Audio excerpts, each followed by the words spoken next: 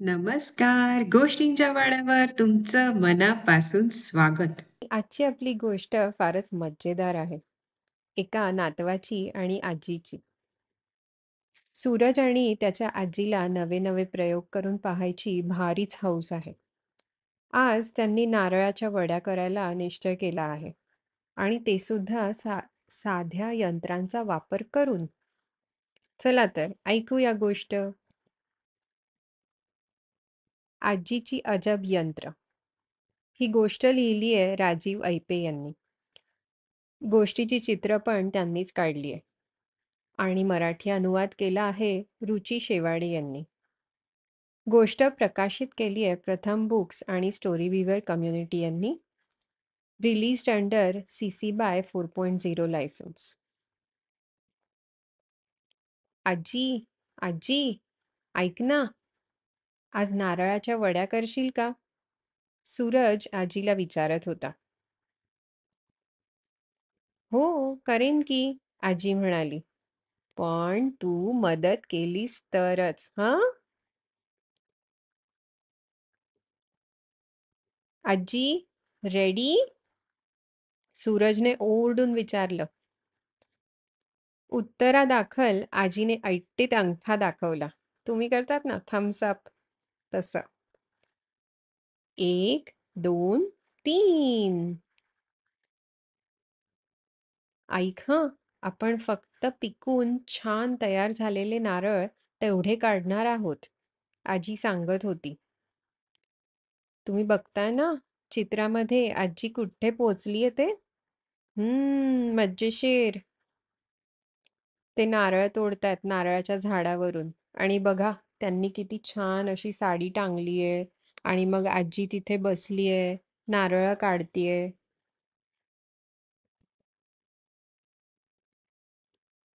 आणि आता सालं काढायची. सालं काढायला सुद्धा त्यांनी काहीतरी वेगळंच यंत्र यूज केलंय. ग्रर्र. सूरजच्या पोटाने भूक लागल्याचं सांगायला सुरुवात केली होती. खुदू-खुदू हसत आजी पुढच्या तयारीला लागली. आता नारळ फोडायचा बरं का? कसा? असा. हा वॅक. आणि मग खर्रर्र, खर्रर्र करत खवायचा. खवणीने. सूरज खवतोय खवणीने. आता तव्यावर बाकीच्या पदार्थांसोबत परतायचा. आता हे सगळं मिश्रण ताटात काढून घेऊ. पण सूरजला धीर कुठला? बाबा रे, थोडं थंड तर होऊ देत ते. आजी त्याच्या हातावर हलके चापट मारत म्हणाली. आता आपण ह्याचे छोटे छोटे तुकडे करू. ह्या बाकीच्या बरणीत नीट भरून ठेवायच्या हं. हं, आता ह्या आपल्यासाठी. हे घे. आजीने नारळाच्या वड्या अगदी सोपी यंत्र वापरून केल्या होत्या. अशी साधी सोपी यंत्र आपलं कामही तसंच सोपं करून टाकतात. ही साधी यंत्र 6 प्रकारची असतात. पहिलं आहे उतरण. दुसरं तरफ. तिसरं आहे चाक आणि आस. चौथं आहे पाचर.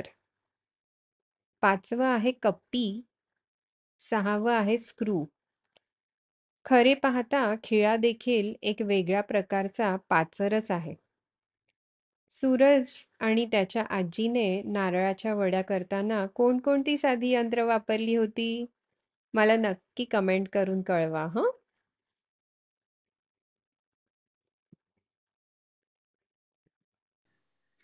आज की नाही आपण आजीची भन्नाट शोध मोहीम बघणार आहोत. कोणीतरी नेहमी सगळे गोड अप्पे म्हणजेच उन्नी अप्पम चोरत असतं. अम्माची आणि सूरज हे दोघे गुप्तहेर चोराचा शोध घेतात. सापळे रचतात आणि त्याला पकडतात. तुम्हीही त्यांना मदत करा पाहू. आजीची भन्नाट शोध मोहीम ही गोष्ट लिहिली आहे विनायक वर्मा यांनी. चित्र काढली आहे राजीव ऐपे यांनी आणि मराठी अनुवाद केला आहे भाग्यश्री केंगे यांनी. गोष्ट प्रकाशित केली आहे प्रथम बुक्स आणि स्टोरी विवर कम्युनिटी यांनी. लायसन्स्ड अंडर CC BY 4.0 लायसन्स. या पुस्तकाची वाचन पातळी आहे 3. अगं बाई, हे काय? उन्नीअप्पम गायब झाले की. अम्माची म्हणजे सूरजची आजी आश्चर्याने उद्गारली. नक्कीच कोणीतरी चोरले असणार ते, सूरज उत्तरला. पण कोण असेल चोर? अम्माजीने विचारलं. बहुतेक पेनी कुत्रीने चोरले, सूरज म्हणाला. किंवा माळ्यावर लपणाऱ्या रानमांजराने तर नेले असतील. अम्माजी म्हणाली, असेल कदाचित. आप्पांनीच खाल्ले असतील ते. तुला काय वाटतं? सूरजने विचारलं.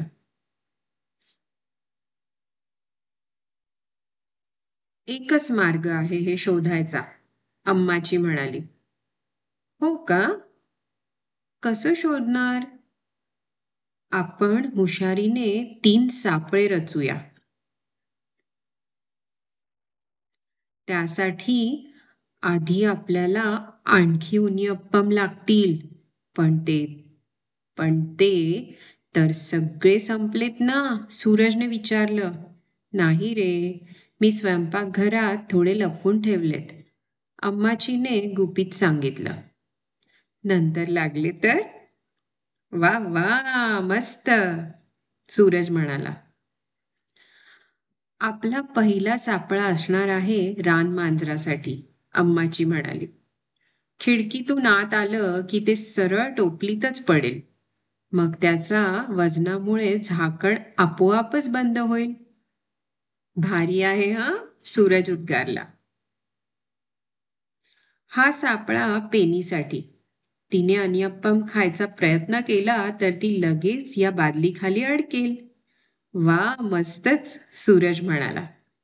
आणि हा लपवलेला कॅमेरा तर अप्पांना प्रत्यक्षच पकडेल, अम्माची म्हणाली. त्यांनी ताटलीतून अन्यप्पम घेतल्या घेतल्या दोरी सटकेल आणि कॅमेरा लगेच फोटो काढेल. किती हुशार आहेस ग तू आजी, सूरज म्हणाला. आता आपण वाट बघूया. 1 तास गेला. अम्माची तिच्या आरामखुर्चीत आपलं आवडीचं विज्ञानाचं पुस्तक वाचत होती.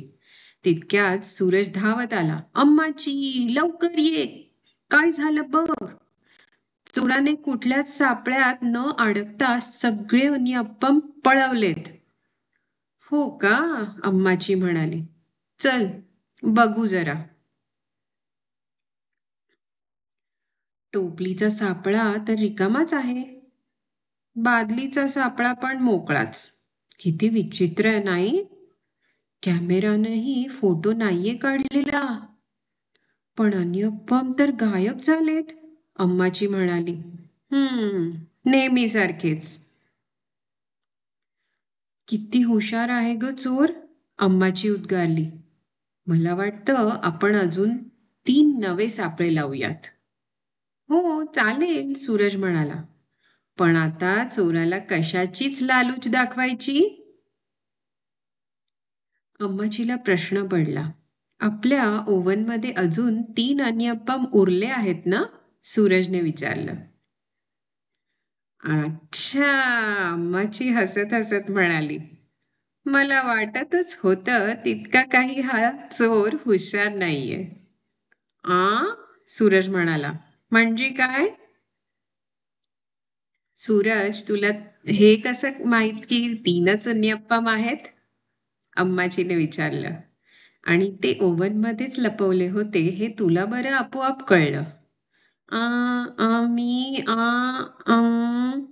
आणि सापळे कसे लावले आहेत हे सुद्धा मी तुझ्याशिवाय कोणाला सांगितलेलं नव्हतं. म्हणूनच तर न अडकता तू त्यातून हळूच अनियप्पम काढले असणार. बरं बरं, सूरज म्हणाला. ठीक आहे. शेवटी तू मला पकडलंसच. मीच तो उन्नियप्पम चोर आहे. मला माहितीच होतं ते, अम्माची हसून म्हणाली. ते अन्नियप्पम इतके मस्त होते की मला मोहच आवरला नाही ग अम्माची, सूरज म्हणाला. तू किती छान स्वयंपाक करतेस. पुरे झाली तुझी स्तुती लबाडा, अम्माची म्हणाली. उरलेले अन्नियप्पम कुणाकुणाला खायला मिळणार आहेत अम्माची? चल, आपण दोघं मिळून खाऊयात. अरे देवा, अम्माची म्हणाली. अन्यप्पम गायब झाले की. परत एकदा. हा हा हा. यम यम. मचाक मचाक. तडम तडम. कुर्रुम कुर्रुम. चोराला कसं पकडाल? आधी ची यादी करा. सापळे लावा. हुशारीने प्रश्न विचारा. तुम्हाला काय काय सापडले ते लिहून काढा. आता मुख्य संशयाताला पकडा. चुकीच्या संशयिताला पकडलत. अरे रे रे रे. मग आता 1 ते 7 पायऱ्या पुन्हा एकदा करा.